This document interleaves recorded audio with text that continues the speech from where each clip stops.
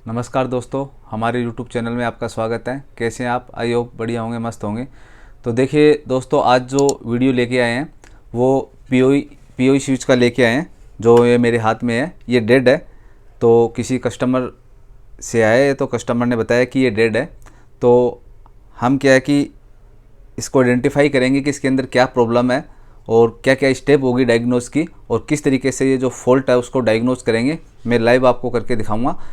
देखिए, जो कई सब्सक्राइबर्स हमारे हैं उन्होंने हमें कई बार मैसेज किया है, कमेंट्स किया है कि आप जो एनवीआर वगैरह हैं उनके भी वीडियो बनाइए, या जो पीओई स्विच वगैरह उनके भी वीडियो भी बनाइए, क्योंकि आजकल कई बार पीओई फॉल्टी मिलते हैं, एनवीआर मिलते हैं।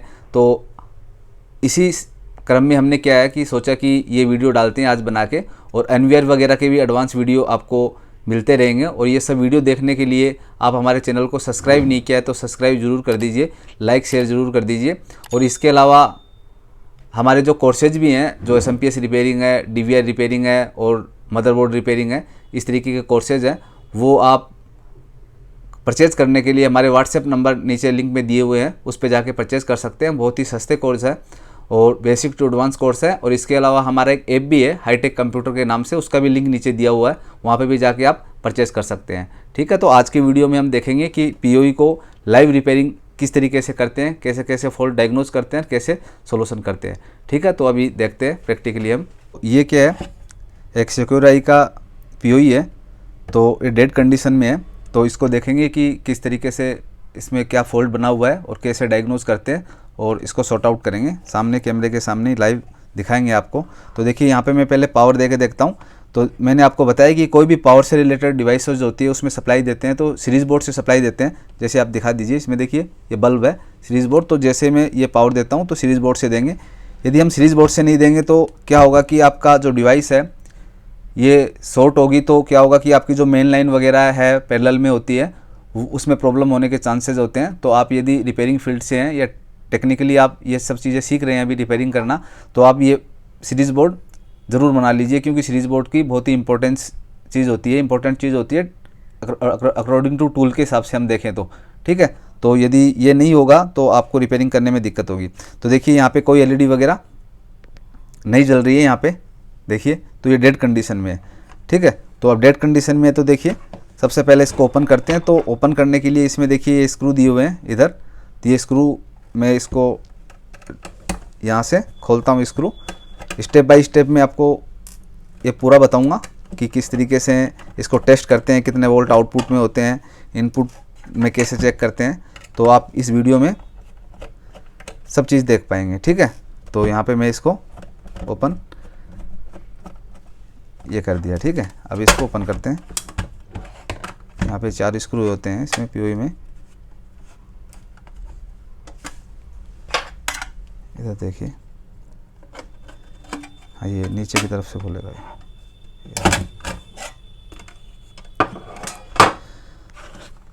तो देखिए, जब डेड कंडीशन में रहता है तो कहने का मतलब इस पीसीबी जो होती है, ये वाला जो सर्किट होता है, यहाँ पे जब सप्लाई नहीं बनेगी तो मोस्टली ये डेड कंडीशन में ही रहता है। और पावर आती है, फिर कोई प्रॉब्लम है तो फिर इस पीसीबी की हो सकती है। तो यहाँ पे देखिए, सबसे पहले तो हमने किया है कि यहाँ पे 50 वोल्ट आते हैं इसके अंदर। देखिए, जब यहाँ पे पहले चेक करते हैं, जब भी डेड कंडीशन में होता है तो यहाँ पे 50 वोल्ट आ रहे हैं क्या। तो कहने का मतलब ये है कि यहाँ पे 50 वोल्ट आने का तो कोई चांसेज नहीं है। क्यों नहीं है? क्योंकि हमारा जो सीरीज़ बोर्ड है, पहले जो हमने वीडियो बनाई है उसमें आपको बताया भी है कि सीरीज़ बोर्ड जब लोड लेता है, ठीक है, कैपेसिटर का, इसका मतलब क्या होता है कि चांस होते हैं कि ये पावर इसकी ओके है। लेकिन अभी ये डेड कंडीशन में है। तो देखिए, सबसे पहले यहाँ ये देखेंगे पावर सप्लाई पे ध्यान देंगे आप। तो फिजिकली सबसे पहले फिजिकल वेरिफिकेशन करते हैं। कोई भी डिवाइस को हम रिपेयरिंग करते हैं, चाहे वो पीओई स्विच हो, चाहे डीवीआर हो, चाहे एनवीआर हो या मदरबोर्ड हो, तो पहले बताया हुआ है आपको कि फिजिकली देखते हैं हम उसको। तो फिजिकली में देखिए ये कैपेसिटर फटा हुआ है, तो फर्स्ट चीज़ तो हमें ये कैपेसिटर चेंज करना ही है। लेकिन देखिए, यदि ये नहीं होता है कि कैपेसिटर फटा हुआ तो यही ख़राब होगा, इसके अलावा बहुत सारी चीज़ें ख़राब होती हैं। एक तो ये हमें मल्टीमीटर से इसको स्टेप बाय स्टेप चेक करेंगे। ठीक है, तो इस पावर सप्लाई को पहले बाहर हम निकालते हैं। ठीक है, तो एकदम से डेड कंडीशन में कोई एक्टिविटी नहीं है, न तो सीरीज बोर्ड में उसकी एक्टिविटी आई। और आप चाहें तो हम सप्लाई दे के भी चेक कर सकते हैं, इनपुट दे के, जैसे मल्टीमीटर से भी चेक करना हो तो। बाकी देखिए, इसमें वो नहीं है कि चेक करने वाली चीज़, क्योंकि बल्ब के आईडी से सीरीज बोर्ड से पता चल जाता है। तो यहाँ पे आप चाहें तो मैं दिखा भी देता हूँ। यहाँ पे सप्लाई दिया और सीरीज बोर्ड से देना है, ठीक है। और देखिए यहाँ पे एक तो वो आगे एलईडी वगैरह भी नहीं जली। सेकंड चीज़ क्या है, यहाँ पे इसके 50 वोल्ट इसके आउटपुट में मिलते हैं, तो यहाँ पे मैंने लगाया नेगेटिव में और ये पॉजिटिव में, देखिए कुछ भी सप्लाई नहीं है, समझ गए। तो डेड कंडीशन में। बाकी सीरीज बोर्ड की कंडीशन से भी पता लग जाता है, यदि बल्ब एक बार ऑन होके ऑफ होता तो हम समझते हैं कुछ आगे आउटपुट वगैरह मिल सकता है, लेकिन बल्ब जला ही नहीं, इसका मतलब ये डेड कंडीशन में है, ठीक है। तो यहाँ पे मैं इसको ओपन करता हूँ, सप्लाई को बाहर निकालते हैं और फिर बाहर निकाल के चेक करते हैं कि क्या क्या प्रॉब्लम है। जैसा कि मैंने आपको पहले बताया है कि फिजिकल वेरिफिकेशन में फर्स्ट चीज़ ये पकड़ में आई है हमारे, ये कैपेसिटर है, ये फिल्टर कैपेसिटर, मेन कैपेसिटर ये फुला हुआ है, ठीक है। तो यहाँ पे मैंने हटाई दिए हैं पहले, अभी यहाँ पे स्विच और एक और है यहाँ जो भी स्क्रू होते हैं उसको आराम से आप खोल लीजिए। देखो नीचे ये लगी जो होती है प्रोटेक्शन के लिए होती है, डायरेक्टली ये सर्किट यहाँ पे लोहे वाले जो ये बॉक्स है इस पर टच नहीं हो, ठीक है, इसके लिए होता है। तो इसकी भी इम्पोर्टेंसी होती है, जब इसको पैक करना है तो सब इसी तरीके से करना होता है, ठीक है। तो यहाँ पे देखिए फर्स्ट चीज़ तो कैपेसिटर हो गया, लेकिन देखिए इसमें ये चेक करेंगे इनपुट से यहाँ पे ये जो रेक्टिफायर है यहाँ तक क्या चीज़ ख़राब है क्या नहीं है। तो इसको चेक करने के लिए कंटिन्यूटी मोड में मल्टीमीटर को कीजिए। ये इनपुट की पिन हमारी एसी इनपुट देखिए यहाँ होता है, और ये जो पिन है तो यहाँ पे देखिए इनपुट एक पॉइंट से नहीं आ रहा है, यहाँ पे बिप की आवाज़ आनी चाहिए। देखो एक पे आ रहा है ना, इसका मतलब ये लाइन ओके है। ये जो लाइन है इसमें फॉल्ट है। तो देखिए आप बैक करते जाइए, कहाँ पे है, यहाँ पे बोल रहा है, यहाँ पे नहीं बोल रहा है, इसके बीच में ये कंपोनेंट है ये ख़राब है, समझ गए। तो ये क्या हो सकता है, फ्यूज हो सकता है, ठीक है। तो देखिए ये फ्यूज है, यहाँ पे दिखाया हुआ है, तो कहने का मतलब ये फ्यूज ओपन है। एक तो इस फ्यूज को जैसे चेक करने के लिए मैं डायरेक्ट कर सकता हूँ, लेकिन देखिए आपको पहले बताया हुआ है, हमारी जो भी वीडियोस वगैरह पहले बनी हुई है या क्लासेज में बताया गया है कि जब फ्यूज ओपन होता है तो इसका मतलब ये नहीं होता है कि फ्यूज लगाते ही आपके जो डिवाइस है वो ऑन हो जाएगी। कोई भी पावर सप्लाई होती है बहुत कम चांस में होता है, मतलब 1% भी नहीं हो पाता, उससे कम ही चांस होते हैं कि आपने फ्यूज लगाया वो डिवाइस क्या होती है कि ऑन हो जाती है, ठीक है। मोस्टली क्या होता है जब फ्यूज ख़राब होता है तो आगे के जो कंपोनेंट होते हैं वो शॉर्ट होते हैं, और वो शॉर्ट होने के बाद में ही ये प्रोटेक्शन के लिए फ्यूज होता है, फ्यूज ओपन हो जाता है जिससे कि ज़्यादा आगे नुकसान नहीं होता है। तो फ्यूज का काम यही होता है। तो ये फ्यूज ने अपना काम कर दिया, क्योंकि हो सकता है पहली बार तो ये कैपेसिटर फुला हुआ है तो इस कैपेसिटर के कारण ही फ्यूज ओपन हो गया हो, और भी कोई रीज़न हो सकते हैं, बहुत बड़ी बात नहीं है, ठीक है। तो यहाँ पे देखिए ये कैपेसिटर ये है जो फुला हुआ कैपेसिटर है, वो वाला कैपेसिटर है। तो यहाँ तो ये ओके है, शॉर्ट नहीं है, लेकिन इसको चेंज करना है, ये फटा हुआ तो ये ख़राब है फर्स्ट चीज़। इसके अलावा और देखते हैं, फ्यूज भी ख़राब है, ख़राब मिल गया, दो चीज़ ख़राब हमें मिल गई। इसके बाद में देखिए चांसेस होते हैं हमारे यहाँ पे रेक्टिफायर के, जब फ्यूज उठता है ना तो मोस्टली रेक्टिफायर ख़राब होता है, या फिर इसके बाद में ये कैपेसिटर तो है ही, और हाँ जो मोसपेट है यहाँ पे ये आईसी है, ये मोसपेट है, ठीक है। तो मोसपेट वगैरह देखते हैं, मोसपेट ओके है, मोसपेट शॉर्ट नहीं है, ठीक है। मोसपेट देखिए, मोसपेट सही दिखा रहा है ना, कंटिन्यूटी नहीं दिखा रहा ना। ये वैल्यू भी देखना चाहते हैं तो सोर्स और ड्रेन के बीच में ये वैल्यू आती है, समझ गए आप। तो और बाकी जब शॉर्ट होता है तो कंटिन्यूटी दिखा देता है, ठीक है। तो अब क्या करेंगे हम कि मोसपेट हमारा ओके है, और अब देखिए ये देखते हैं हमारा, इसको कंटिन्यूटी की रेंज में कर सकते हैं। तो यहाँ पे इनपुट तो शॉर्ट नहीं है, ठीक है। रेक्टिफायर चेक करने का तरीका देखिए, इनपुट तो शॉर्ट नहीं है, दोनों मैंने इनपुट पे लगाया, आउटपुट भी शॉर्ट नहीं है। लेकिन इसके अलावा ये इनपुट है, दो एसी की पिन है, मतलब एसी जहाँ इनपुट होता है ये आउटपुट पॉजिटिव और नेगेटिव, तो इस तरीके से भी शॉर्ट हो सकता है। तो देखिए ये शॉर्ट है, ठीक है, ये भी शॉर्ट है, ठीक है। कहने का मतलब ऐसे भी नहीं बोलना चाहिए हमारा रेक्टिफायर, तो ये रेक्टिफायर भी ख़राब है। तो यहाँ पे कौन कौन सी चीज़ ख़राब हो गई, एक तो कैपेसिटर जो हमें फिजिकली दिख ही रहा है, ठीक है, इसको चेक करने की ज़रूरत नहीं है, फर्स्ट चीज़। सेकंड चीज़ फ्यूज मैंने देखा, फिर मेरे को ये आइडिया हुआ कि यदि फ्यूज ये आपका ख़राब है तो आगे और कोई चीज़ शॉर्ट है, हो सकता है ये फुला हुआ होता है, इससे भी फ्यूज उड़ सकता है, बहुत बड़ी बात नहीं है, लेकिन इसके अलावा और भी हो सकता है। तो मैंने चेक किया मोसपेट और रेक्टिफायर, तो मोसपेट मेरे को सही मिला, ठीक है। मैंने मल्टीमीटर से चेक किया तो फॉल्ट जो मेरे को मिला वो रेक्टिफायर में मिला। रेक्टिफायर का जो इनपुट है और जो आउटपुट है वो शॉर्ट है यहाँ पे, ठीक है। तो मैं सबसे पहले इस रेक्टिफायर को चेंज करूँगा, और रेक्टिफायर को चेंज करने के बाद में क्या करेंगे, दूसरा रेक्टिफायर लगाएंगे और कैपेसिटर चेंज करेंगे, 2 तो ये कर ही देंगे, और तीसरा फिर फ्यूज चेंज करेंगे। फ्यूज एक बार अवेलेबल नहीं है तो आप टेम्परेरी एक बार चेक करने के लिए डायरेक्ट कर सकते हैं, लेकिन जब कस्टमर को आप देंगे तो आपको ये क्या करना होता है कि फ्यूज डाल के ही देना है, क्योंकि आगे जब भी शॉर्टिंग हो या कुछ भी दिक्कत हो तो ये फ्यूज हमारा ओपन हो जाए, जिससे सर्किट ज़्यादा ख़राब होने से बच सके, प्रोटेक्शन में रहे। ठीक है, जैसे कि देखिए अभी ये रेक्टिफायर ही ख़राब हुआ है, हो सकता है ये फ्यूज नहीं होता है तो बहुत सारी चीज़ें ख़राब हो जाती, ये जो हमारी आईसी है ये भी शॉर्ट हो जाती, फिर ये आईसी मिलती नहीं तो बहुत दिक्कत होती, या मॉसफेट भी शॉर्ट हो सकता था। तो फ्यूज का भी बहुत इंपॉर्टेंट रोल होता है एक सर्किट के अंदर। तो आप कोशिश कीजिए कि डायरेक्ट करके नहीं दें, एक बार टेस्ट करने के लिए उसको डायरेक्ट कर सकते हैं। ठीक है, तो मैं सबसे पहले रेक्टिफायर और कैपेसिटर ये सब चेक करता हूँ। ठीक है, तो कैपेसिटर चेंज करने के लिए आप इसको हटाएंगे और इसका जो पॉजिटिव और नेगेटिव टर्मिनल है उसका ध्यान रखते हैं। सबसे इम्पोर्टेंट चीज़ ये होती है, उल्टा नहीं लगना चाहिए, उल्टा लगेगा तो आपका ये कैपेसिटर फट जाएगा और नुकसान हो जाएगा। और एक पॉजिटिव नेगेटिव कैसे पहचान होती है ये भी आपको पता होना चाहिए। ठीक है, पॉजिटिव कौन सा नेगेटिव कौन सा है, तो इसके लिए इलेक्ट्रॉनिक्स वगैरह आपने पढ़ा होगा। ठीक है, तो इलेक्ट्रॉनिक्स में ये सब चीज़ें समझाई जाती हैं कि किस तरीके से पॉजिटिव नेगेटिव का पता होता है। जैसे कि देखिए यहाँ पे देखिए ये नेगेटिव पिन है, नेगेटिव पे मार्किंग होती है, वैल्यू इसकी 56 माइक्रोफैराड 450 वोल्ट है।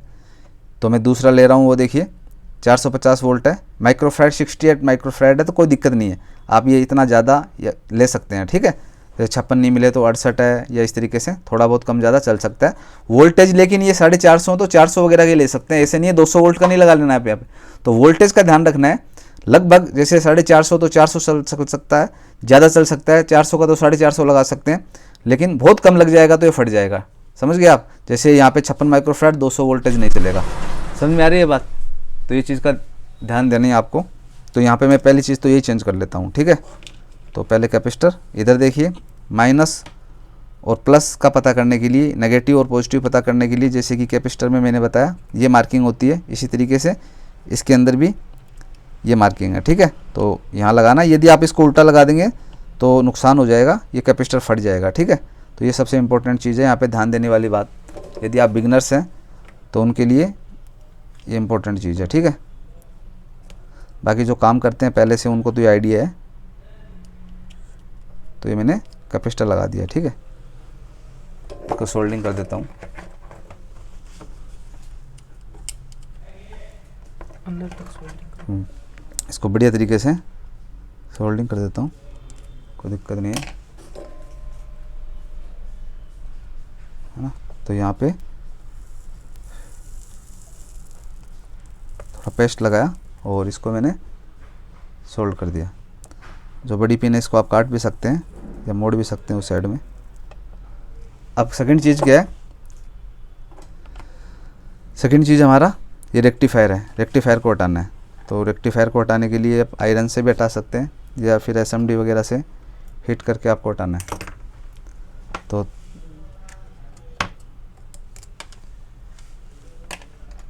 मैं इसको ऑन करता हूँ। थोड़ा सा क्या यहाँ ध्यान देना पड़ेगा आपको कि यहाँ पे जो पीसीबी है, हाँ यहाँ पे थोड़ा जैसे मदरबोर्ड वगैरह आपका होता है तो उसकी क्वालिटी पीसीबी की बहुत बढ़िया होती है, और ये जो पावर सप्लाई होती है पीओई वगैरह जो भी है तो उसकी हल्की क्वालिटी की थोड़ी पीसीबी होती है। तो ज़्यादा हीट से क्या होता है ये फूल जाती है। तो आपको ये ध्यान रखना है कि एसएमडी जब रखें थोड़ी ज़्यादा हीट पहले से ही करके रखें, तो ज़्यादा यहाँ पे हीट नहीं लगेगी, तुरंत हीट किया और आप इसको आसानी से हटा सकते हैं। या फिर यदि आपको प्रैक्टिस है आयरन वगैरह की तो आयरन वगैरह से भी हटा सकते हैं इसको। ठीक है, तो यहाँ पे मैंने ये हीट करके थोड़ा देखता हूँ मैं। ध्यान रखना है कि यहाँ पे फूल नहीं जाए पीसीबी। ठीक है, ये ध्यान देना आपको, फूलने का डर रहता है क्योंकि पीसीबी थोड़ी ये क्वालिटी है इसकी हल्की है, और जैसे मदरबोर्ड होता है, लैपटॉप है, डेस्कटॉप का होता है, वहाँ पे इतना हीट से फ़र्क नहीं पड़ता है। वो पीसीबी बहुत बढ़िया क्वालिटी की होती है और कई लेयर्स वगैरह में होती है। यहाँ पे क्या है सिंगल लेयर में है और ये एसएमडी के अकॉर्डिंग नहीं बनाई गई है। ठीक है, तो थोड़ा सा इस पर ध्यान देना है कि फूल नहीं जाए, ध्यान रखना है ना।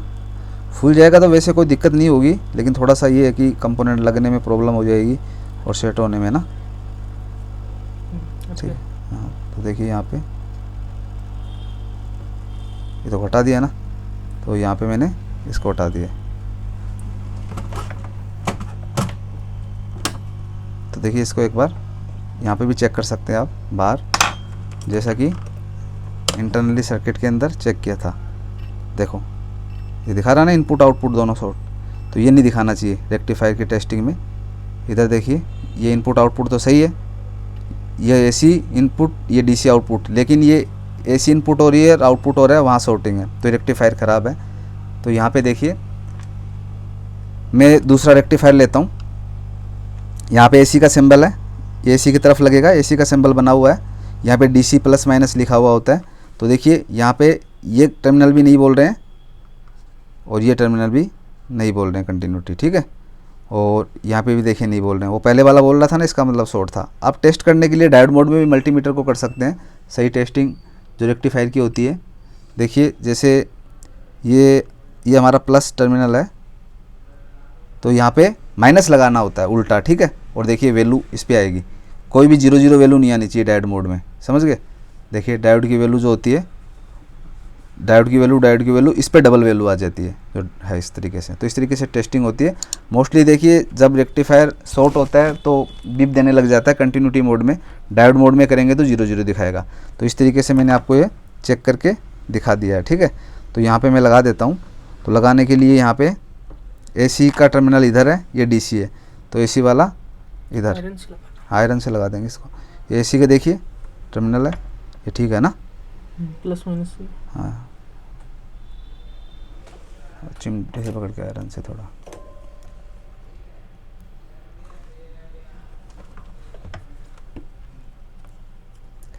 तो यहाँ पे आप एसएमडी से भी लगा सकते हैं, आयरन से भी लगा सकते हैं, लेकिन आयरन को इसलिए यूज़ में ले रहा हूँ मैं क्योंकि ये पीसीबी ख़राब नहीं हो जाए, ठीक है।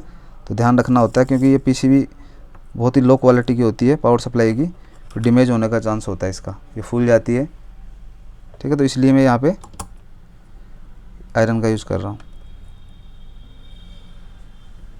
तो भी आयरन से आप आसानी से लगा सकते हैं इसको, ठीक है, ओके। अब इसके अलावा 2 चीज़ ओके हो गई, तीसरी चीज़ थी हमारी फ्यूज। यहाँ पे देखा था हमने फ्यूज, समझ गए आप। तो फ्यूज के लिए आप एक बार मैं चेक करने के लिए इसको डायरेक्ट कर रहा हूँ, बाकी इसमें मैं फ्यूज डाल के कस्टमर को दूंगा। तो आप फ्यूज के लिए कोई वायर दीजिए, छोटा सा कोई वायर, कटर 2 कटर।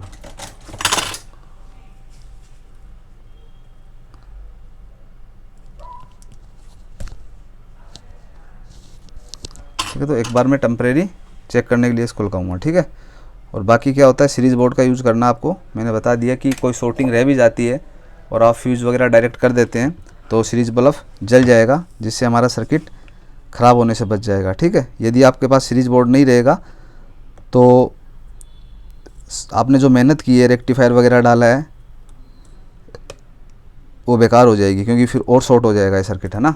तो ये आपको ध्यान रखना है कि जब भी आप कोई भी तरीके की सप्लाई रिपेयर कर रहे होते हैं, चाहे कोई भी डिवाइस की सप्लाई हो, तो आपको सीरीज बोर्ड ज़रूर रखना है, समझ गए। तो 3 चीज़ें मैंने इसके अंदर चेंज कर दिए, फ्यूज डायरेक्ट किया एक बार, रेक्टिफायर किया और ये कैपेसिटर, समझ गए। अभी क्या इसको चेक करेंगे कि ये 50 वोल्टेज आउटपुट में दिखा रहा है क्या। तो सीरीज बोर्ड में मैं सप्लाई देता हूँ, पहले इसका देख लेते हैं पॉइंट। यहाँ पे 50 वोल्ट चेक करना है ना, यहाँ पे 50 वोल्ट चेक करना है। कैपेसिटर आउटपुट, हाँ कैपेसिटर आउटपुट को देख लें, बल्ब नहीं जला। देखो ये आ गई ना सप्लाई, इधर सप्लाई आ गई, एलईडी जल गई ना, तो ओके हो गया। बाकी सप्लाई भी चेक कर सकते हैं आप, यहाँ पे 2 पॉइंट है और यहाँ पे सप्लाई चेक करेंगे तो देखिए 50 वोल्ट आ गया ना आपका। यहाँ पे उल्टा लगा दिया मैंने, प्लस माइनस 50 वोल्ट देखिए आ गया ना, 51 वोल्ट दिखा रहा है। तो इस तरीके से ओके हो गई है। आप इसमें भी डाल सकते हैं, इसको पीओ में डाल के भी चेक कर सकते हैं। कैपेसिटर डिस्चार्ज, हाँ कैपेसिटर डिस्चार्ज करना होता है आपको जब, क्योंकि आप ये चार्ज रहता है, या तो एलईडी इसको डिस्चार्ज करेगी, नहीं तो पहले आपको बताया हुआ भी है कि आप ये जो बल्ब है इसका यूज़ करके इसको डिस्चार्ज करना है, नहीं तो तेज़ झटका लगेगा, इससे नुकसान हो जाएगा ना। हुआ नहीं अभी, हो गया होगा। एलईडी जल रही है, देखते हैं।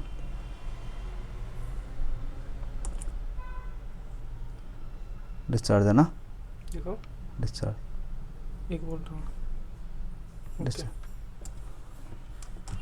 ऐसे भी टच कर लो फिर डिस्चार्ज के बाद में ना, रिस्क नहीं लेनी है, नहीं तो तेज़ झटका लगाएगा ये। अब इसको पिन कट।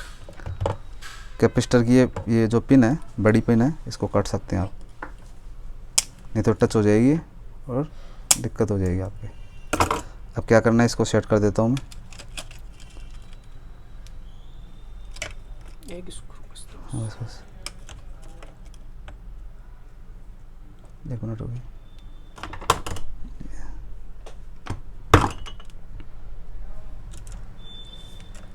यहाँ पे स्क्रू लगा दो और एक स्क्रू इधर भी लगा देते हैं, फिर बाकी की हम कसते रहेंगे। ठीक है, आपको ये पीओई स्विच ऑन करना है। तो फिर यहाँ पे इसको मैंने स्क्रू लगा दिया है, ये कनेक्शन कर दिया है ना। इसी 50 वोल्ट से पीसीबी ऑन होगी। अब देखिए सीरीज बोर्ड से इसको सप्लाई देंगे और ऑन करके देखते हैं।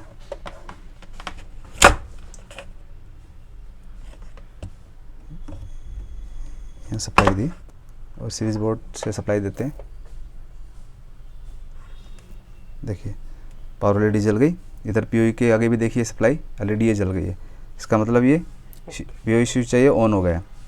तो इस तरीके से मैंने आपको बताया कि पीओई स्विच को कैसे स्टेप बाय स्टेप रिपेयर करते हैं। फाइल डायग्नोज किया और जो भी फॉल्ट था उसको सॉर्ट आउट करके मैंने आपको बताया। तो आप हमारे चैनल को सब्सक्राइब ज़रूर कीजिए, अभी तक सब्सक्राइब नहीं किया है तो लाइक शेयर कीजिए। और मैंने वीडियो की स्टार्टिंग में भी आपको बताया कि आप इस तरीके की रिपेयरिंग सीखना चाहते हैं तो हमारे कोर्सेज बने हुए हैं, उसको परचेज़ कर सकते हैं। SMPS रिपेयरिंग, मदरबोर्ड, DVR और इलेक्ट्रॉनिक्स के जो कोर्सेज हैं जो कि बहुत ही सस्ती फीस पे आपको मिलेंगे। तो वो कोर्स परचेज़ करने के लिए आप नीचे व्हाट्सएप नंबर दिए हुए हैं लिंक में, उस पर जाके परचेज़ कर सकते हैं।